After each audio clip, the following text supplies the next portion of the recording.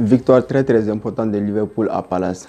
Donc au-delà des performances des joueurs, c'était surtout une bataille tactique entre Klopp et Patrice Vieira. Une bataille remportée par Klopp, donc une victoire très logique, même si j'étais vraiment admiratif du jeu proposé par Crystal Palace, comme ce fut le cas lors de tous leurs matchs depuis la venue de Patrice Vieira. Donc, Liverpool qui s'est imposé 3-1, une victoire très logique, un match très spectaculaire. J'ai vraiment apprécié le match était vraiment mouvementé.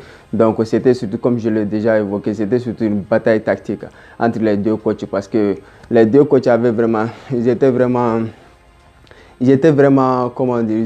limités niveau tactique parce les deux équipes étaient vraiment diminuées suite à la CAN, suite au départ de nombreux joueurs pour la CAN, notamment du côté de Liverpool. On sait leur offensivement ils étaient vraiment diminués suite au départ de Mohamed Salah et Sadio Mané pour la CAN.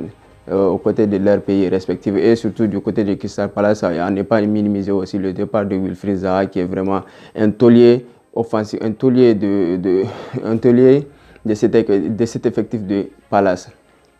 Donc le match s'était terminé 3-1. Donc comme d'habitude, Klopp il a encore une fois prouvé qu'il maîtrise vraiment cet effectif, qu'il connaît très bien ses joueurs. Donc dès l'entame du match, ils ont tapé fort avec le but de Van Dijk qui a encore une fois prouvé qu'il est vraiment, comment vous dire, un joueur sur qui on peut toujours compter, un joueur solide, que ce soit mentalement, physiquement, le gars il est toujours là, il répond toujours présent. C'est l'un des rares joueurs à ne jamais décevoir, ne déçoit presque jamais. On le voit toujours, depuis son arrivée à Liverpool, c'est toujours les mêmes performances. Le gars il arrive toujours à enchaîner au haut niveau, il arrive toujours à enchaîner les matchs, les super matchs. Donc vraiment c'est un très bon joueur, Van Dijk, vraiment, que dire. On ne peut qu'être admiratif de ce gars. C'est un gars solide, c'est un défenseur solide à la Rio Ferdinand et au Vidic, comme on aime très bien voir dans le foot anglais. Vraiment un match qui a été vraiment super, un match que j'ai vraiment kiffé personnellement. Donc, que dire, victoire logique de la part de Liverpool, même si le match n'a pas été aussi facile qu'on pouvait l'imaginer vraiment. L'équipe de Patrice Vieira, on sait vraiment, c'est une équipe qui joue vraiment, qui propose le jeu, qui ne refuse pas le jeu. Depuis l'arrivée de Patrice Vieira, il a complètement changé les mentalités des joueurs de cet effectif. On les voit dans tous leurs matchs. Et puis, offensivement, il marque beaucoup de buts. Ça se ressent, ça voit à travers les résultats. Chaque match, ils sont là, ils attaquent très bien. La force de cet effectif de Crystal Palace, c'est surtout l'offensive. Donc, désolé pour eux aujourd'hui.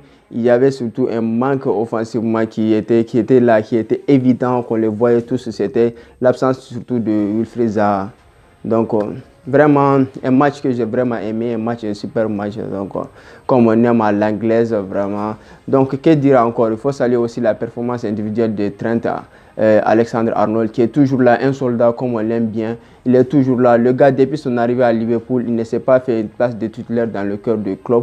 Mais dès qu'on l'appelle, on le convoque, on le met titulaire, il arrive toujours à prouver sa présence et puis il arrive toujours à prouver qu'on peut lui faire confiance. Vraiment, bravo à lui. C'est un joueur que j'aime, que j'apprécie personnellement. Donc, je tenais vraiment à le souligner. Trent Alexander-Arnold, c'est un super joueur. C'est un joueur sur qui on peut toujours compter.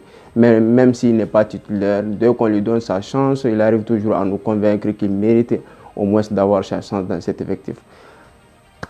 Un match, une victoire vraiment haut combien importante pour Liverpool qui reste toujours collé à City, contrairement à Chelsea qui a vraiment abandonné un peu la course au titre. Donc, on espère qu'ils vont continuer comme ça. Donc, la saison risque d'être très longue en Angleterre, comme on a l'habitude de voir. On se retrouve bientôt pour le début du match qui s'annonce chaud bouillant entre Chelsea et Tottenham. Donc, très bon visionnage. On se retrouve bientôt pour le début de ce match si important.